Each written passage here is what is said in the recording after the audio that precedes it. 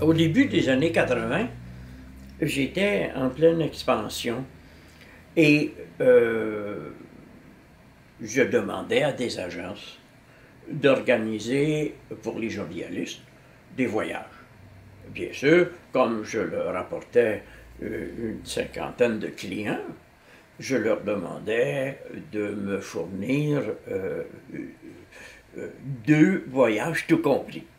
Donc, déplacement, hôtel, restauration, plus mes taxis payés sur place, les bateaux, etc.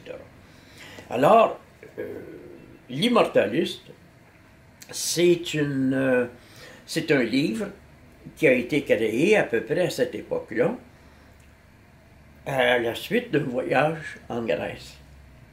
Je n'étais pas seulement en pleine expansion au niveau de mon œuvre, j'avais déjà une trentaine de livres de publiés, ou au niveau médiatique. On me reconnaissait dans la rue et on me demandait des autographes, mais aussi au niveau physique. C'est assez curieux pour un philosophe, mais je m'entraînais très fort au studio Caruso avec les champions. Il y a des gens comme Arnold Schwarzenegger qui venaient au studio Caruso quand ils étaient à Montréal. Monsieur Caruso était un homme assez phénoménal. Alors évidemment, il était content d'avoir parmi les gens qui fréquentaient son studio un philosophe. C'est très rare, un philosophe musclé. Alors ici, on me voit à l'entrée du temple d'Athéna à Phaia. C'est sur l'île d'Égine, au cœur, juste au sud d'Athènes, en pleine mer Égée. Et évidemment, j'avais mes 50-60 jovialistes qui étaient là, qui écoutaient, parce que moi, je les amenais avec moi et je leur faisais des conférences, pour le plaisir. Avant de pénétrer dans un temple, avant de monter sur l'acropole, avant de nous rendre en mer jusqu'à l'île de Santorin, je leur faisais constamment des conférences, puis d'une grande simplicité, pour qu'ils s'en rappellent.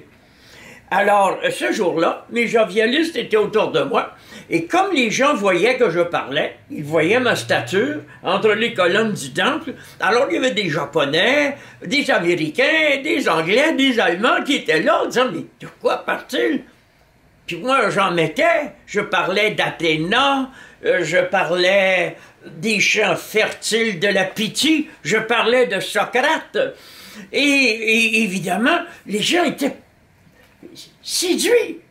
Un peu comme quand j'étais avec Jean Rivet, mon éditeur, aux Invalides à Paris.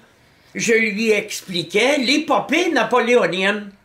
Ben, ça n'a pas pris de temps, parce que c'est un vaste ensemble où la voix porte beaucoup. Il y avait 100 personnes qui écoutaient. Ce que j'étais en train de raconter à Jean, je m'en étais pas aperçu. Eh bien, moi, je suis entièrement consacré à la connaissance.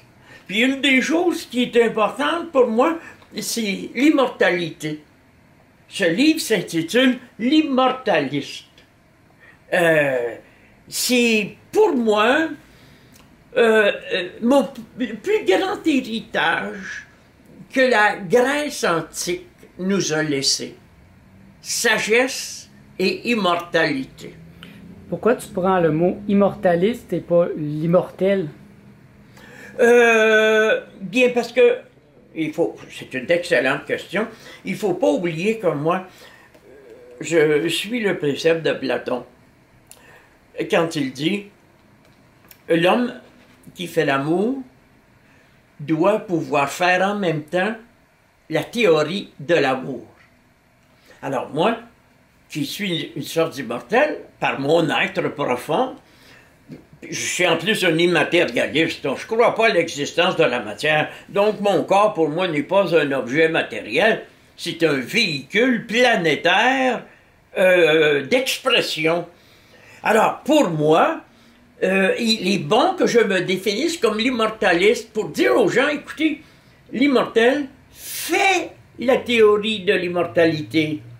en assumant sa fonction. Parce que, pour moi, la mort n'existe pas, là. Hein? Si ceci est une représentation, cela veut dire, la mort, ce n'est que la dissociation de mon corps pour autrui, qui est une représentation de sa part, d'avec mon corps propre, qui est une représentation de la mienne. Il reste avec mon cadavre et on s'en fout. Il ne pourra rien en faire. Et moi, je reste avec mon véhicule d'expression qui évaut aussi bien sur le plan astral ou spirituel que sur le plan planétaire. C'est de ça que je parle dans l'immortalisme.